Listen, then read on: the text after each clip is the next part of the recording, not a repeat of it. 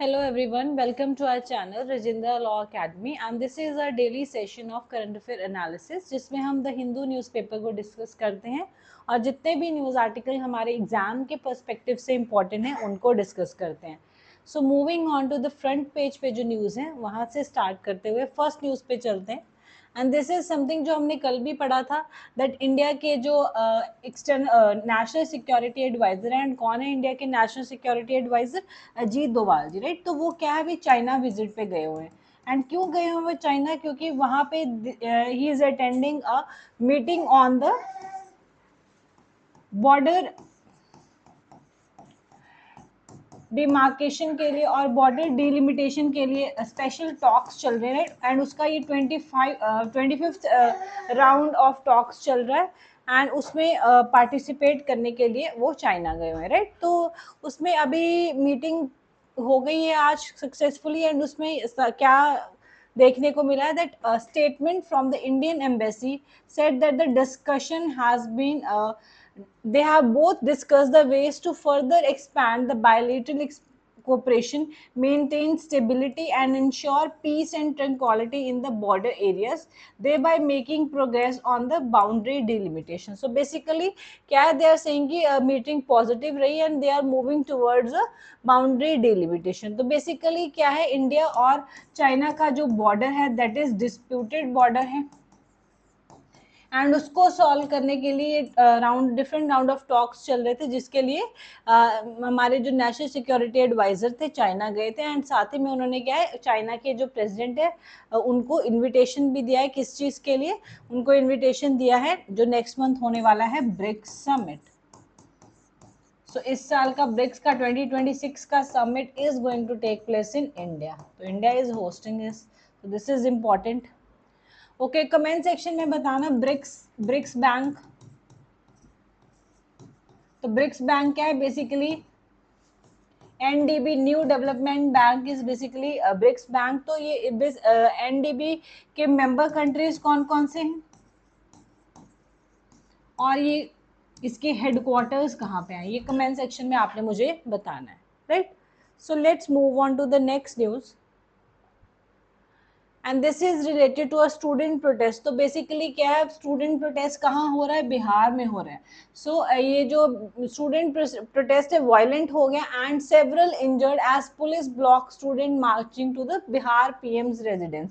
तो basically protest जो कर रहे थे student, they decided to move and protest in front of CM का हाउस। तो बाद में पुलिस ने उनको रोका और उस सब में क्या है they used water cannon and वो सब में क्या है वायलेंस हुआ और क्या है बहुत सारे स्टूडेंट्स और even some police officers including a DSP has been injured, right.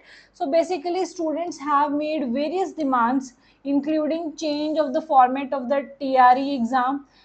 Then they are also ask TRE exam क्या है, दो लेवल्स में होता है, प्रिलिमिनरी और मेंस। तो दे आर सेइंग कि इसको सिंगल लेवल एग्जाम कर दो, नेगेटिव मार्किंग हटा दो। तो ऐसे कुछ डिमांड्स है। Then they are also demanding transparency in all competitive exams and एक जो एलिगेशन लगता रहता है बिहार पब्लिक सर्विस कमीशन में कि ये जो है डिस्क्रिमिनेट करता है against the Hindi speaking students. तो उनके लिए भी they are also asking for reforms for that also. तो ये सारी उनकी डिमांड्स है जिसके लिए they are protesting, right. So let's see further क्या होता है। Okay, moving on to the next news. Supreme Court mulls special bench on OBC creamy layer issue. तो बेसिकली क्या है, एक जजमेंट आई है on March 11 in which case in the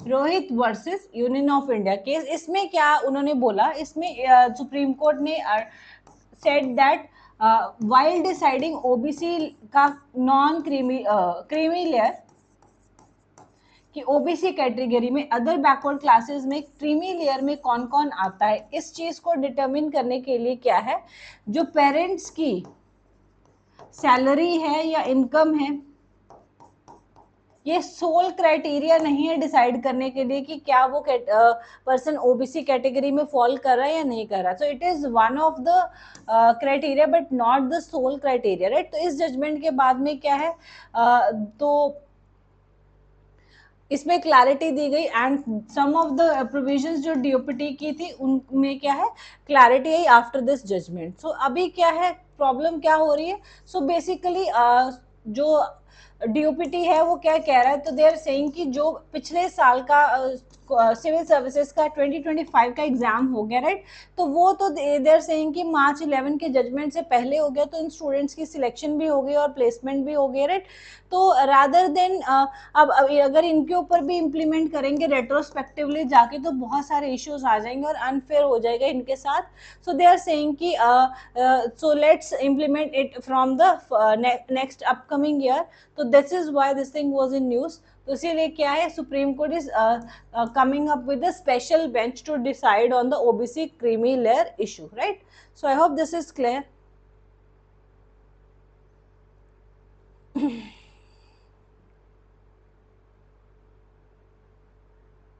moving on to the next news which is related to the Kaveri water management authority. तो हमने देखा था तमिलनाडु और Karnataka are fighting over the distribution of water of the Kaveri river right. तो Tamil Nadu is saying कि कुछ x amount of water जो है कर्नाटका को रिलीज करना चाहिए तमिलनाडु को एज पर the directions of Kaveri water management authority ने कुछ अमाउंट ऑफ वाटर डिसाइड किया है जो तमिलनाडु को क्या है ट्रांसफर होना चाहिए कर्नाटका से right.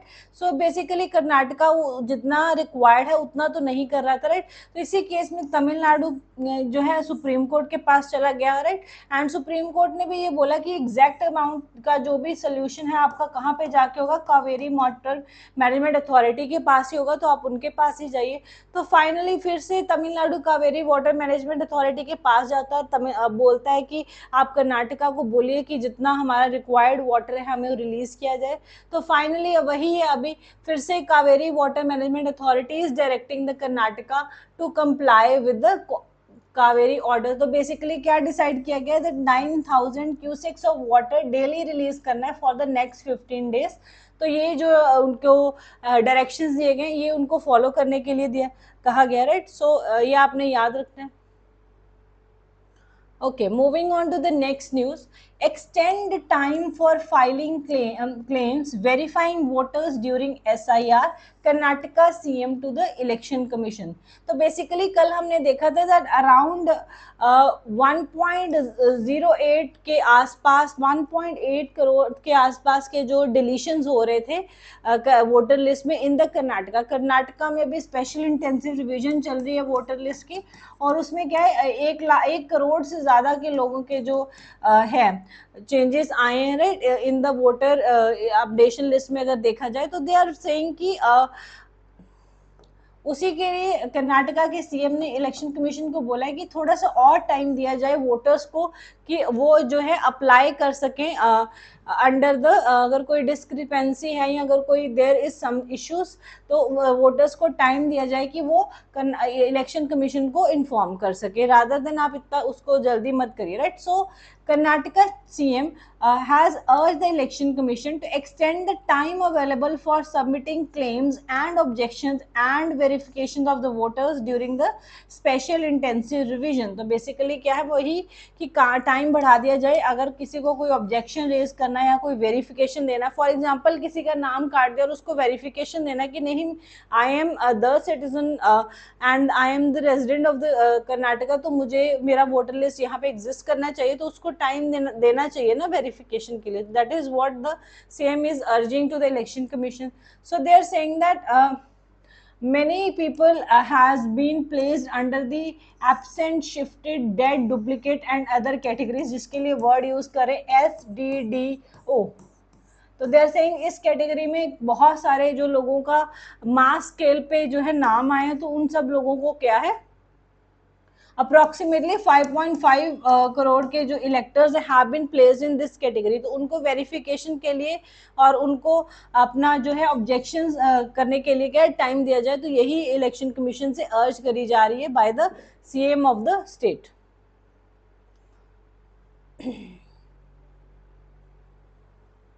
Okay, moving on to the next news, which is related to Manipur. So, Manipur groups asked the government to defer census in the state. As we all know, census 2027 हो रहा है, right? And Manipur में भी इसका जो है census से related data collection start होने वाला है, राइट? बट अभी क्या है, वहाँ के कुछ ग्रुप्स, जो लोकल ग्रुप्स हैं, जो कुछ ट्राइबल ग्रुप्स हैं, they are protesting and they are saying कि पहले हमारी स्टेट में नेशनल जो रजिस्टर ऑफ सिटीजन है, एनआरसी कंप्लीट करी जाए। ओनली आफ्टर एनआरसी कंप्लीट हो तो आप सेंसस कंडक्ट कराइए, उससे पहले हम सेंसस नहीं होने देंगे। एंड दे आर सेइंग कि आप जो है to address the citizenship related जो भी कंसर्न है, आप क्या है 1951 का सेंसस यूज कर लीजिए। दे आर सेइंग कि पहले आप एनआरसी करिए एंड ओनली देन क्या है we will support the conduct of census 2027. So this was in news. तो सेंसस के बारे में दो तीन चीजें याद रखनी है। It is first of all it is done under the census act of 1948, राइट? एंड ये इंडिया का इंडिपेंडेंट इंडिया का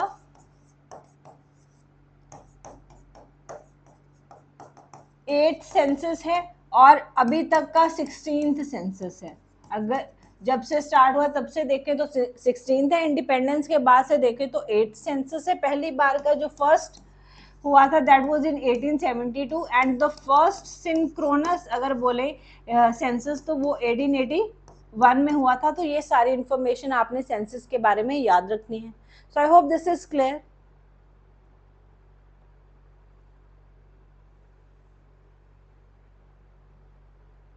Okay, next news is from the defense sector. So Rajnath approved missile tech transfer to Indian companies. तो basically क्या defence ministry ने क्या decide किया that there can be the transfer of technologies of all the conventional missile systems which are developed by DRDO.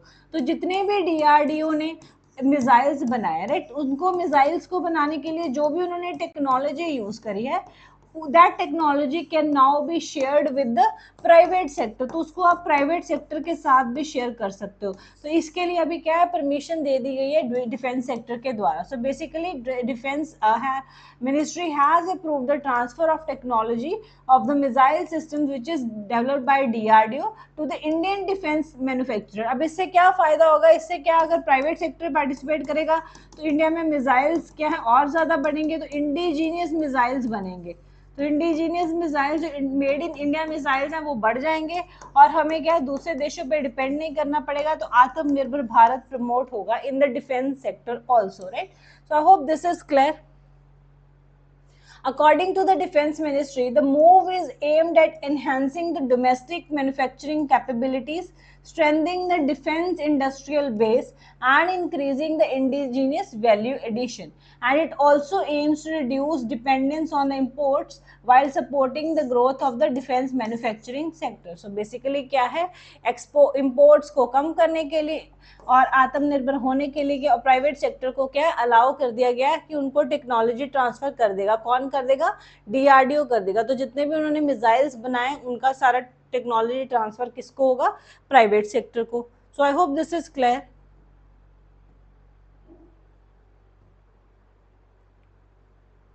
So this is also another news related to the census. तो census के बारे में याद रखना है कि इस साल का जो सेंसस हो रहा है वो इंडिया की इंडिपेंडेंस के बाद इंडिपेंडेंट इंडिया का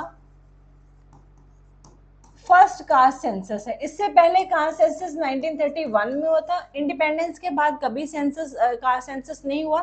तो ये जो सेंसस 2027 का जो डेटा कलेक्शन हो रहा है इसमें क्या है, when they are asking for the population enumeration कर रहे हैं, राइट, फेज 2 में जब वो पॉपुलेशन डेटा कलेक्ट कर रहे हैं, राइट, तो then they are also asking about the caste data. तो कास्ट डेटा भी कलेक्ट हो रहा है। So that is why this thing भी आपने याद रखनी है कि इंडिया का इंडिपेंडेंट इंडिया का फर्स्ट कास्ट सेंसस होने वाला है ये, right. And opposition is saying कि the urging the PM to scrap the caste census questionnaire. So they were basically saying ki this don't collect the caste data, right, during the census exercise.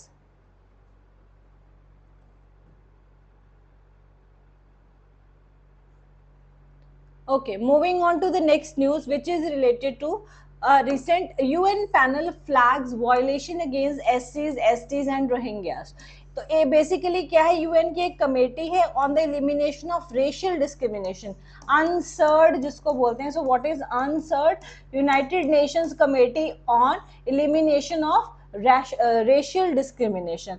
So it is saying that it is of a grave concern that human right violation हो रहे हैं India में on a vast scale, including the human rights violate हो रहे हैं scheduled tribes के, scheduled caste के और रोहिंग्यास के, right? तो here I want to talk about who are Rohingyas. तो रोहिंग्यास के बारे में हम थोड़ा सा डिस्कस करते हैं कि रोहिंग्यास बेसिकली है कौन.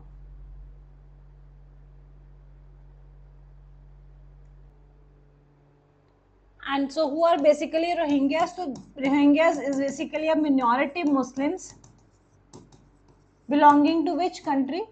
And they belong to basically original country इनका क्या है? Myanmar. So they belong to basically Myanmar, but Myanmar में इनको क्या है? They are denied citizenship. तो basically क्या है, अब इनको सिटीजनशिप वहां पे भी डिनाई किया जा रहा है म्यांमार में. तो दैट इज वाई ये बहुत सारे जो रोहिंग्यास, जब बाद में इनके ऊपर क्या बहुत सारे टॉर्चर्स और परसिक्यूशंस होने लग पड़े, तो जब इनको ये जो सिटीजनशिप है म्यांमार ने डिनाई कर दिया, तो ये लोग म्यांमार से भाग के क्या है, काफी सारे लोग बांग्लादेश में आ गए, बांग्लादेश से काफी सारे लोग भाग के क्या है इंडिया में आ गए एज रिफ्यूजीज. तो बेसिकली अभी रोहिंग्यास क्या है, they are staying in India. Huge number of Rohingyas are staying in India as refugees. तो याद रखना इनके बारे में कि इनका ओरिजिनल कंट्री कौन सा है, म्यांमार है. वहां पे इनको क्या है, when they were being persecuted after being denied the citizenship and they belongs to the Muslim community. तो ये आपने याद रखना है रोहिंग्यास के बारे में.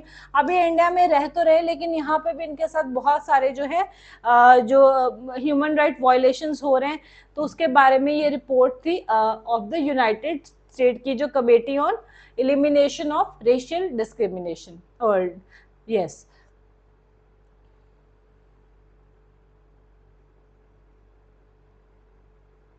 okay, moving on to the next news, which is related to the Aravallis. So Aravalli panel failed to conduct adequate studies, says the activist. तो basically क्या हुआ है, just a second.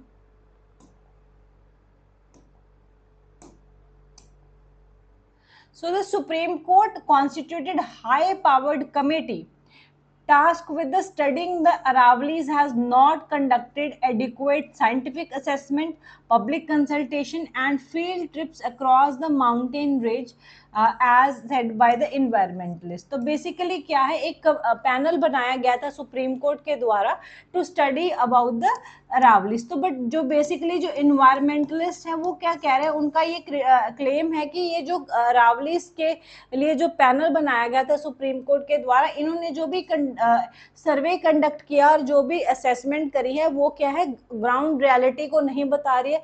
क्यों नहीं ग्राउंड रियलिटी को बता रही? क्योंकि वो कह रहे हैं कि इन्होंने कोई थॉरो तरीके से असेसमेंट नहीं करी है और इन्होंने सारा का सारा माउंटेन जो रेंज है उसको इन्होंने ट्रेवल नहीं किया, उसको सारी को इन्होंने कवर नहीं किया, right. So they are saying that the scientific research has not been adequately done, right.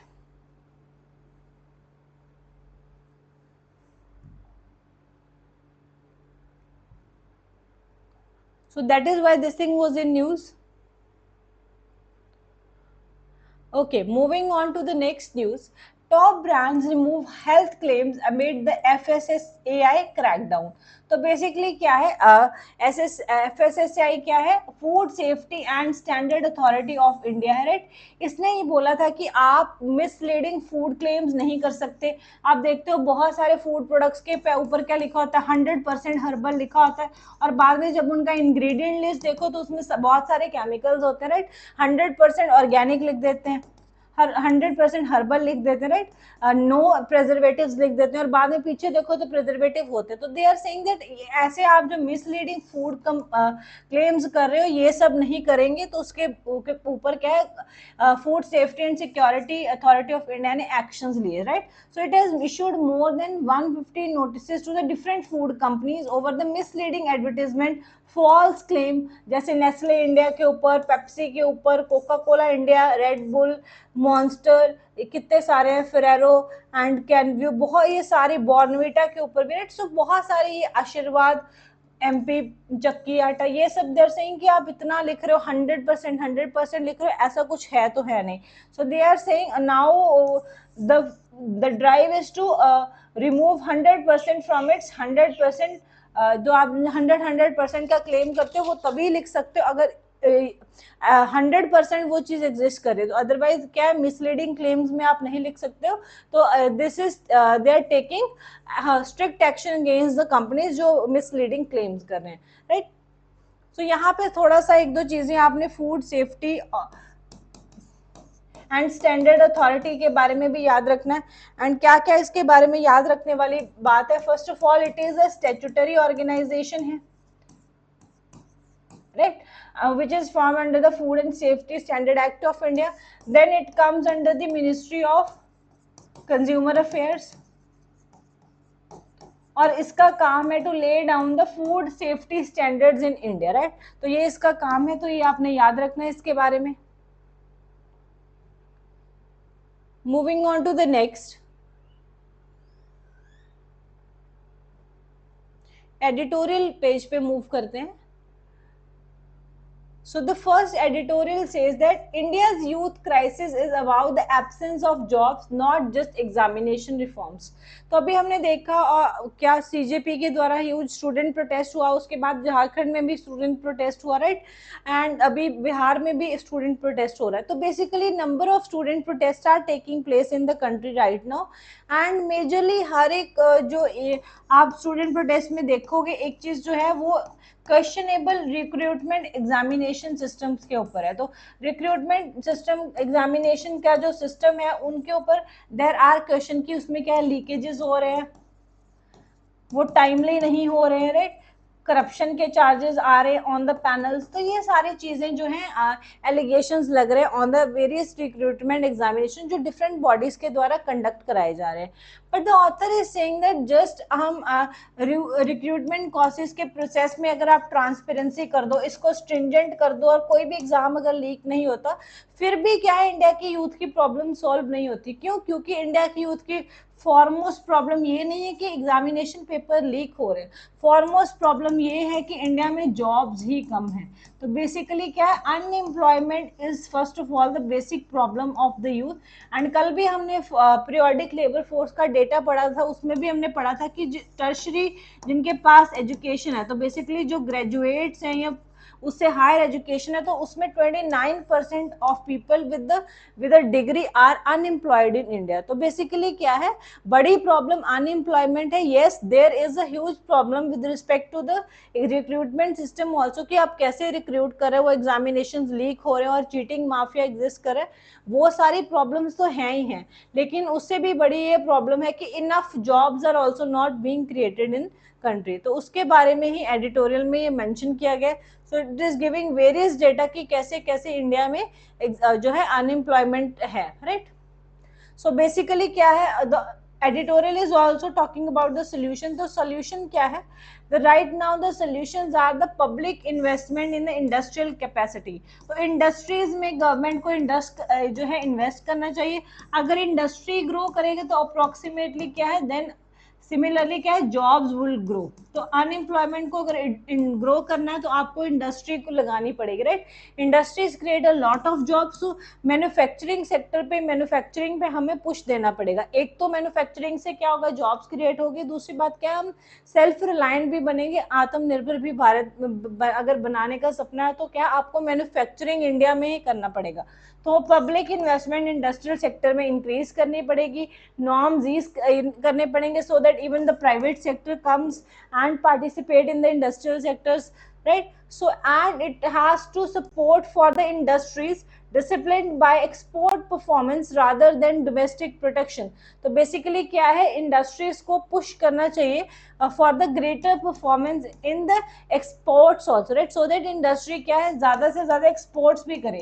तो अब एक्सपोर्ट्स के लिए जो है that should be performance based exports, कि आप अच्छा चीजें बना रहे हो तो आप एक्सपोर्ट्स कर पा रहे हो. ये नहीं कि आप ज्यादा एक्सपोर्ट इसलिए करें क्योंकि आपको गवर्नमेंट कोई प्रोटेक्शन सब्सिडी प्रोवाइड करा. That should not be the reason.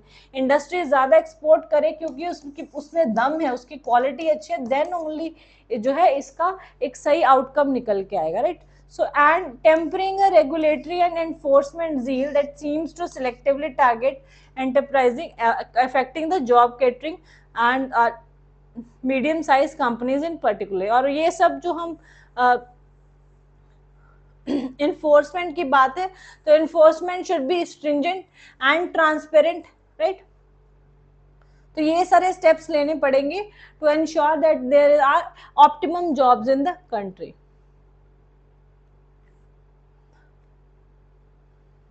Okay, moving on to the next editorial, which talks about the limits of airspace. So basically क्या है, this whole articles talk about that how only Air Force as a force is not offers a complete defense in case of when you are having a conflict with another country. So it is saying that yes, India की Air Force ने has always performed good. जब हम as situations देखते हैं पाकिस्तान और India से related क्या हमारे कॉन्फ्लिक्ट हुए हैं, जब जितनी बार भी हमारा पाकिस्तान के साथ कॉन्फ्लिक्ट हुआ है, right, even in the Kargil war under the operation सफेद सागर, इंडियन एयरफोर्स ने क्या है अच्छा परफॉर्म किया और हेल्प किया, right. Even during this operation Sindoor also air force का अच्छा डिस्प्ले था, उरी अटैक के टाइम भी. तो ये सारी चीजें एयरफोर्स का अच्छा टाइम टेस्टेड परफॉर्मेंस दिखाते हैं when we are dealing with the conflict with Pakistan. But वो the author is saying that इसको क्योंकि हम पाकिस्तान के साथ अच्छा परफॉर्म कर पा रहे हैं, तो हमें ये एज्यूम नहीं करना चाहिए कि अगर हमारा चाइना के साथ कोई कॉन्फ्लिक्ट होता तब भी हम क्या है अच्छा ही परफॉर्म कर पाएंगे, हमारी एयर पावर इनफ ही होगी उस चीज़ को डील करने के लिए. तो उसके लिए वो वेरियस चीज़ें बता रहे थे कहाँ कहाँ हम कम हो सकते हैं. So first of all it is saying कि जब एयर फोर्स में क्या है बहुत सारी चीजें इन्वॉल्व है, राइट. एयर फोर्स में फर्स्ट ऑफ ऑल क्या है, the important thing is arithmetic also, right. So when ever जो कंट्री जैसे even Pakistan for that matter of fact जब ऑपरेशन सिंदूर हुआ तो दे वर यूजिंग चीपर ड्रोन्स, और हम क्या है महंगे महंगे ड्रोन्स और महंगी महंगी मिसाइल्स यूज कर रहे थे, राइट. तो अर्थमेटिक अगर देखें तो छोटी कंट्रीज का तो इतना खर्चा नहीं हो रहा क्योंकि वो चीपर ड्रोन्स यूज कर रहे हैं, बट जो कंट्री एक्सपेंसिव ड्रोन्स और expensive air defence system use करे उसको तो अगर अर्थमेटिकली देखें तो उसको वो एक्सपेंसिव पड़ रहा है, राइट. सो अगर हम इस अर्थमेटिक के हिसाब से चाइना के साथ हम we are in a conflict in which air force is involved, तो India is yet not prepared for it as per the author, right.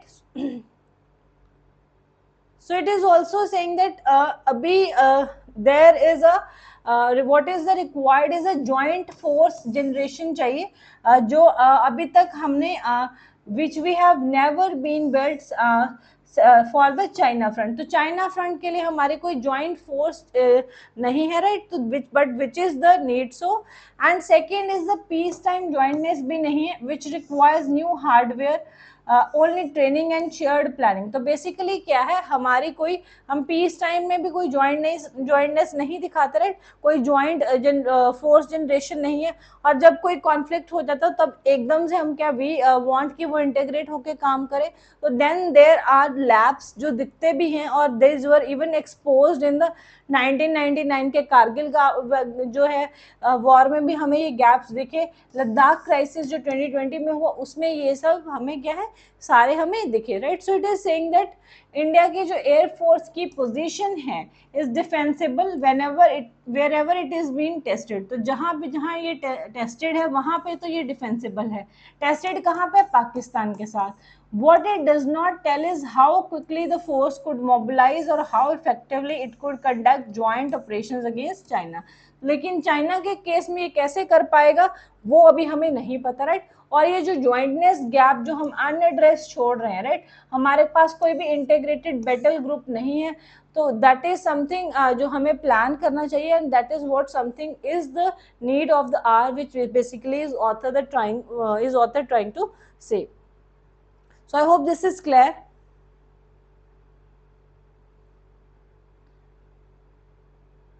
So let's move to the most important editorial of the day, and the culture of secrecy in judicial appointments. तो basically क्या है, judicial appointment में जो एक secrecy का culture है, right, उसको end करने की बात कर रहा है कौन, the editorial. So there is a debate over the transparency in judicial appointments has resurfaced after the Justice Ujjwal Bhuyan of Supreme Court recently observed that greater openness in the collegium process would strengthen public confidence and ensure that merits remain the governing principle. तो basically क्या है, हमें यहाँ पे पहले पता होना चाहिए that what is the appointment procedure of the judges in India. तो अपॉइंटमेंट कैसे होती है इंडिया में, तो अपॉइंटमेंट ऑफ जजेस के लिए इंडिया में क्या है, there is a collegium system.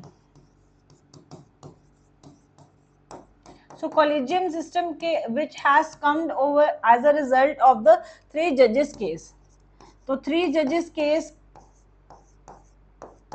जो इंडिया में हुए और उनका रिजल्ट क्या था, this collegium system was born out of 3 judges case. and ये collegium क्या है, 1 chief justice of India plus the 4 senior most judges. तो ये 5 लोगों का ग्रुप बैठ के डिसाइड करेगा फॉर द कि कौन बनेगा जज ऑफ सुप्रीम कोर्ट और हाई कोर्ट. तो अपॉइंटमेंट्स के लिए क्या है, there is a collegium system consisting of the chief justice and the 4 senior most judges, right? They will recommend the name to the president and finally president would appoint that person as the judge, right? So this is something which is the procedure of appointment in the judiciary. So let's read. So collegium is a judicial creation. अभी हमने पढ़ा कि judicial creation क्यों है, क्योंकि it came up as a result of 3 judges case. तो 3 judges case हुए. So first judges case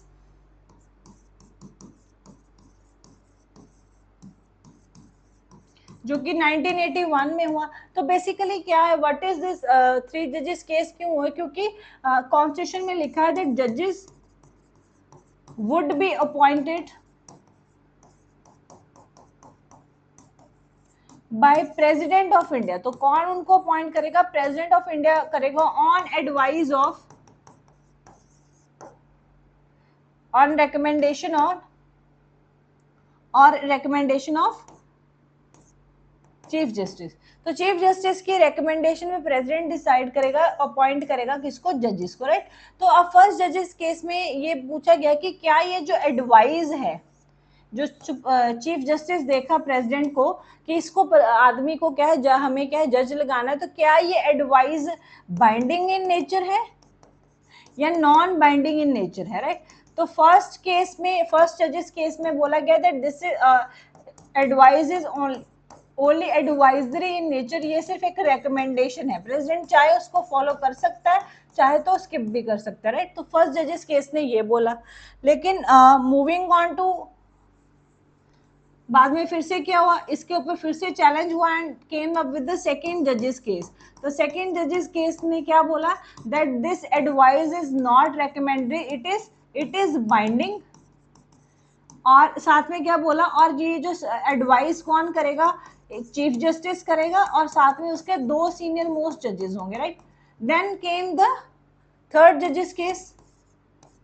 और थर्ड जजेस केस ने क्या बोला, yes the advice is binding, और बट ये एडवाइस कौन करेगा, चीफ जस्टिस करेंगे और साथ में 2 की बजाय कितने जजेस हो जाएंगे, 4 जजेस हो जाएंगे. तो over the period of time क्या इन थ्रू दीज 3 जजेस केस अल्टीमेटली जो अपॉइंटमेंट का प्रोसीजर है वो ये बन गया that there should be a collegium of judges recommending the name of the person to be appointed as the judge to the president of India. and ये collegium क्या है, this would be the chief justice plus the 4 senior most judges, right.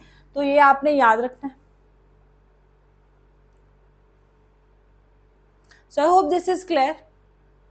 एक चीज और याद रखनी है that there was a 4th judges case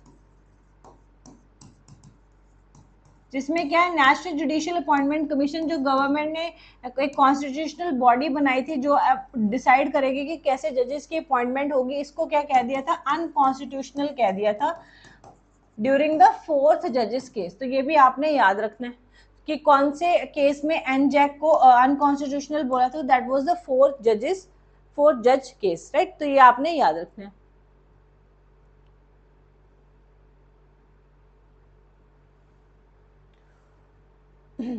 So Karnataka's draft SIR role reveals alarming levels of deletion. तो बहुत ज्यादा नाम डिलीट हो गए, तब भी वहां के सीएम ने अर्ज कराया, हमने अभी पढ़ा ना कि उन्होंने अर्ज करा था, दैट इज वाई उन्होंने अर्ज करा कि बहुत सारे लोगों का नाम एब्सेंट, डिलीट, शिफ्टेड की कैटेगरी में आ गया, तो आप थोड़ा सा टाइम दीजिए और वेरिफिकेशन अच्छे से करिए, right.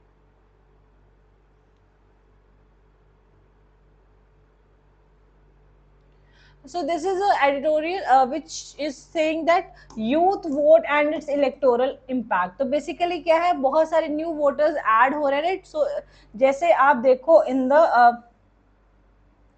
table, right, with respect to the West Bengal it is showing, with respect to West Bengal it is comparing the election data of 2021 and 2026 का data compare कर रहा है, and it is showing कि Gen Zs जो है 18 से 21 year वाले जो हैं एज है, उनमें क्या है, वो कौन सी पार्टी को प्रेफर कर रहे हैं। सो यंग पीपल कौन सी पार्टी को प्रेफर कर रहे हैं एज कम्पेयर टू 21 टू 26, तो उसके बारे में आपको ये दिखेगा। So young voters are a dynamic part of India's electoral system, और उनकी जो पार्टिसिपेशन है अक्रॉस द स्टेट वो जो है एक पैटर्न शो कर रही है। सो विच कैन हेल्प द, अगर पॉलिटिकल पार्टीज उसको ध्यान से देखती हैं तो उनको नेक्स्ट इलेक्शंस में क्या हेल्पफुल हो सकता है। तो अब यू कैन सी कि कौन सी पार्टी को जेंजेस फेवर कर रहे हैं, राइट।